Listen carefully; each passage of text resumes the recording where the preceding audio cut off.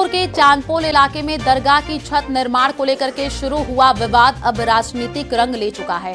भाजपा और कांग्रेस के विधायकों के मौके पर पहुंचने से स्थिति संवेदनशील हो गई है। समर्थकों की भीड़ जुटी है। पुलिस को अतिरिक्त जाब्ता तैनात करना पड़ा है। प्रशासन ने दस्तावेजों की जांच शुरू करके नियमों के तहत कार्रवाई की बात कही है। फिलहाल इलाके में कानून व्यवस्था बनाए रखने के लिए लगातार निगरानी रखी जा रही है। प्रशासन ने लोगों से शांति बनाए रखने की अपील की है। दरअसल हवा महल से भाजपा विधायक बाल मुकुंद आचार्य निर्माण स्थल पर पहुंचे हैं और उन्होंने दरगाह परिसर में हो रहे निर्माण को अवैध बताते कड़ा विरोध दर्ज कराया है। जमीनें बेचती खो में जाओ, यहाँ का जनप्रतिनिधि हूँ। तो बीजेपी ने रोका तो कांग्रेस ने देखिए वैध बताया है। किस तरीके से ये पूरा मामला बढ़ता हुआ चला गया। तस्वीरें भी आपको दिखा रहे हैं जयपुर के चांदपोल की, और जो विवाद वहां पर हुआ वो भी आपको दिखा रहे हैं। निर्माण पर किस तरीके से बीजेपी कांग्रेस आमने सामने आ गए। तस्वीरें आप देखिए। बीजेपी ने दरगाह के निर्माण पर रोक की मांग की है। नगर निगम ने दरगाह के निर्माण को वैध बताया है।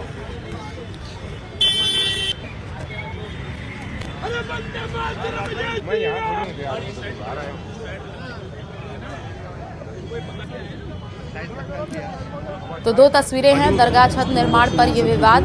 तस्वीरें आई हैं जयपुर के चांदपोल की। बीजेपी कांग्रेस में टकराव का स्थिति, उसकी भी तस्वीरें आपको स्क्रीन पर दिखा रहे हैं। दरगाह निर्माण पर आप देखिए किस तरीके से सियासी टकराव नजर आया। निर्माण पर बीजेपी कांग्रेस आमने सामने आ गए। धार्मिक नारेबाजी से जो माहौल है वो भी गर्मा गया है।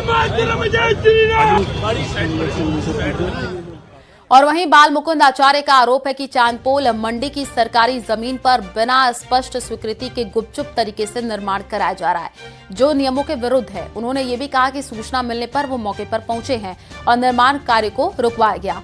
उनके मुताबिक मौके पर कुछ लोगों की ओर से माहौल बिगाड़ने और अभद्र भाषा का प्रयोग भी किया गया। सरकारी सब्जी मंडी में जनप्रतिनिधि किशनपोल के अमीन कागजी 20 लाख रुपए देकर और सरकारी सब्जी मंडी पर एक 4x4 का परकोटे में एक पुराना हरे रंग का एक जरा सा अतिक्रमण था, जिसको 400 गज करने का प्रयास करना बिल्कुल गलत है। जब कार्यकर्ता मौके पे गए और उन्होंने देखा, मुझे भी सूचना की, मैं भी पहुंचा, तो हमने देखा कि वहां 400 गज में परकोटे को नुकसान पहुंचाकर, परकोटे की दीवारों को तोड़कर, परकोटे के प्राचीन उन इमारतों को, पत्थरों को निकालकर उनके भीतर में सरिये घुसाकर छत डालने का जो प्रयास किया जा रहा है वो बिल्कुल गलत है।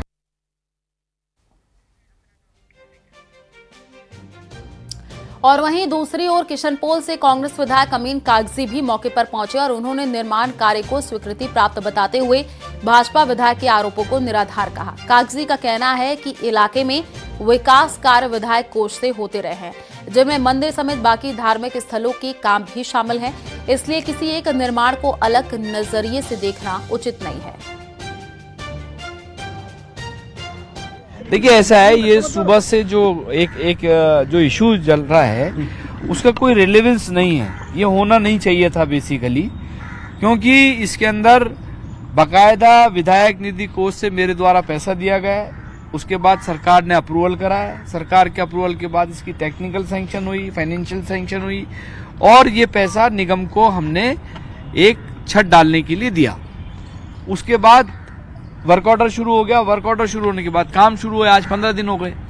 बीच में एक सम्मानीय विधायक आते हैं हमारे जयपुर के, और वो जिनकी जैसी फितरत है हर कहीं पहुंच जाते हैं। उनका जुरिडिक्शन नहीं, न ज्ञान न संज्ञान, कोई मतलब नहीं। कहीं भी कोई आदमी आए जाए तो कम से कम ये तो देखे कि मैं किस परिवेश में कहां जा रहा हूं।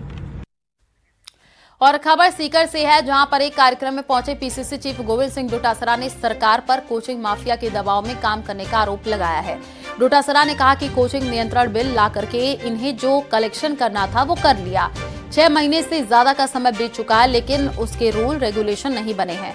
डोटासरा ने कहा कि सरकार अपने 2.5 साल के कार्यकाल में यमुना का एक बूंद पानी नहीं पिला पाएगी।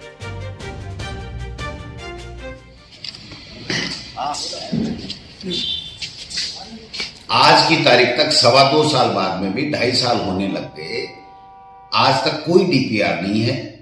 1 रुपए का बजट जारी नहीं किया गया है राजस्थान के लिए। केवल और केवल झूठी बातें माननीय मुख्यमंत्री भजनलाल जी और केंद्रीय शक्ति मंत्री जल संसाधन या जल शक्ति मंत्री जो है वो पाटिल साहब हैं, वो भ्रमित करने का काम कर रहे हैं। जब डीपीआर ही नहीं बनी तो बजट कहां से दे दिया इन्होंने? डीपीआर बनने के बाद में बजट का आवंटन होता है, उसका तकवीना बनता है, उसके टेंडर होते हैं, फिर टेंडर के बाद में वर्क ऑर्डर होता है, फिर काम चालू होता है, फिर किस्तों में उसका बजट मिलता है, तब जाकर के कहीं कोई योजना। मैं 2011 के अंदर इंदिरा गांधी नहर परियोजना का लक्ष्मणगढ़ के लिए 833 करोड़ का पानी लाने की मैंने योजना की शुरुआत की थी। आज 11 से लेकर के 26 हो गए, यानी 15 साल हो गए। 15 साल बाद में भी वो योजना भी अभी पूर्ण नहीं हुई और ये बड़ी बड़ी बातें कर रहे हैं, तो बिल्कुल भ्रमित करने वाली बातें हैं। एक बूंद के लिए 1 रुपया भी राजस्थान को नहीं दिया गया है और जो केंद्र का अभी बजट आया है इसमें भी राजस्थान के लिए यमुना जल के लिए 1 रुपया का प्रावधान नहीं है। 11 तारीख को राजस्थान का बजट आने वाला है, देखते हैं कितने रुपए का बजट इनके द्वारा जारी किया जाता है, तब हम लोग बात करेंगे।